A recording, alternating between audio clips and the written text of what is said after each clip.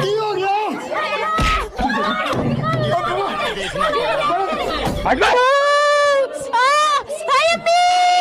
ਬਚਾਇਆ ਮੈਨੂੰ की हो गया यार ਕਿੱਧਰ ਫਸ ਗਿਆ ਮੈਂ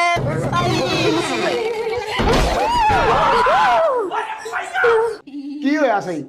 पानी बहुत ठंडा सी मैं तो कभी सर्दियां ज्यादा मां प्यो घर नहीं नाते पानी ठंडा होने दी तो चिका मारन डई से ਤੁਸੀਂ ਹੋਰ ਕੀ ਸਮਝਿਆ सारा महला इकट्ठा कर लो हैं वो समझे पता नहीं बूढ़ी मैं किन्नी को जाते करने अंदर टड़ तेन मैं जाके दसना चल तू अंदर टड़